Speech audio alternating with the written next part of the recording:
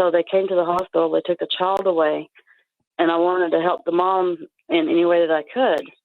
And so I became a safety service provider for this little girl.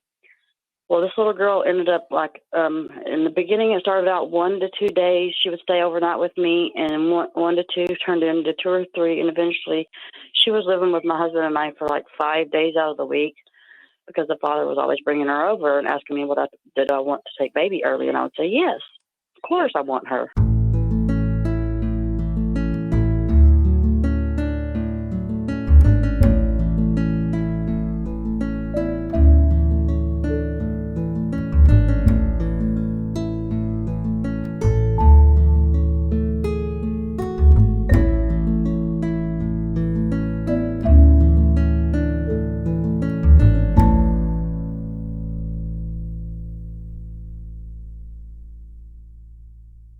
So let's jump right into the calls today. Let's take Amy from Oregon. Amy, did you have a story to tell or a question to ask?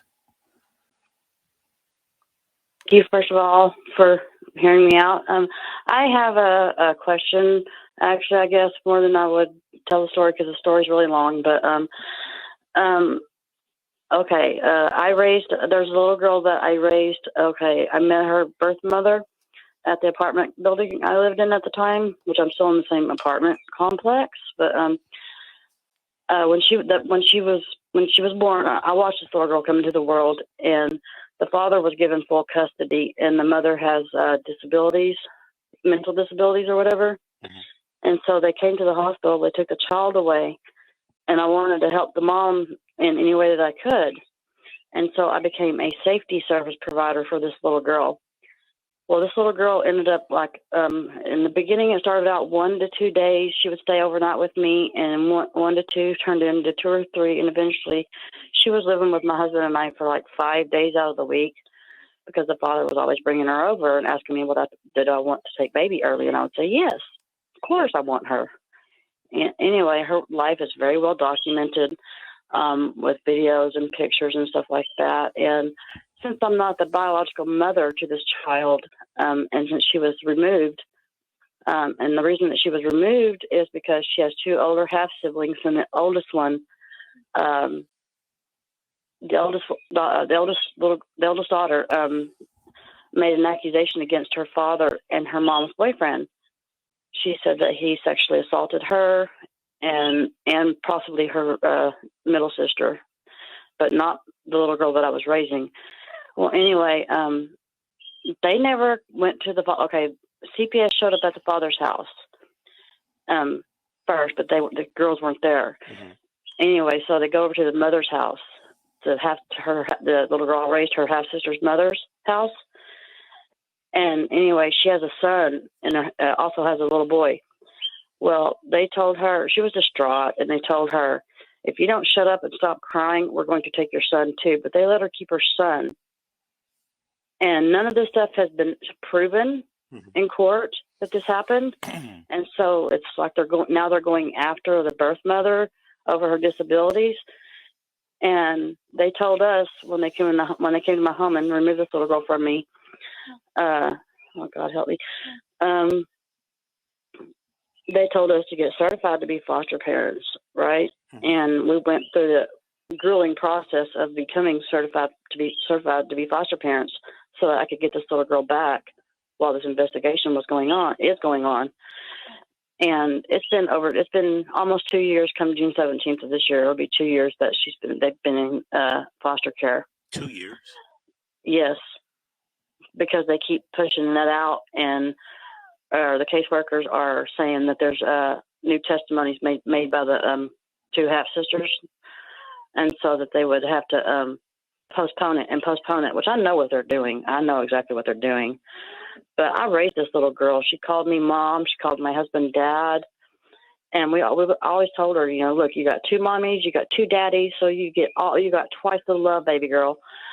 And, they never gave the birth mom a chance to even mess up with either one of her children. She has another one that's in foster care too. They removed. And so as someone who's a non-relative, but yet I raised that little girl. Mm-hmm. Okay, yeah, I Okay, yeah. At first, I didn't know what to do. I'm just doing whatever they tell me to do, right? And they told us to get certified. We did. We took parenting classes, a 6-week course parenting class for them. We Hold got on, the Amy. right size, everything. Amy, hold on for a second. Okay. You're in the state of Oregon, right? Yes, sir. Okay, so have you talked to a lawyer in your state about helping you? I have tried to find a lawyer, and I can't find one in this town. But I've only recently started looking for an attorney because I was told that I had no rights because I'm not a bio parent to her. Well, you know what? That's what I have been told. Okay, that's not necessarily true. If your case was in California, for example, you definitely would have rights. You might even be able to file for something called presumed parent status. But you know what? I work with an attorney in Oregon. What county are you in? Douglas County. Okay, I work with an attorney. He's in Deschutes County. But what I'd like you to do is during the week coming up, I want you to call me at my office, and I'm going to give you his name and number, and you give him a call and see if he can assist you with your, I think they call it DHS matters or CPS matters in Oregon. Okay. Okay. Let me give you my awesome. Let me give you my office number. It's 888-6582. That's 888. Okay, awesome. 888-6582. Any quick questions you want to ask me before the break?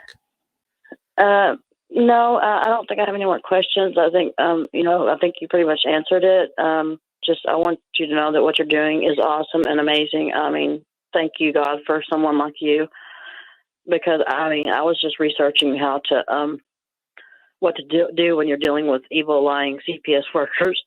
And Mrs. G's, one of her videos popped up, and I have been in contact with her. Okay. But she's an amazing woman. Keep listening, because she's going to be a guest host in a few minutes.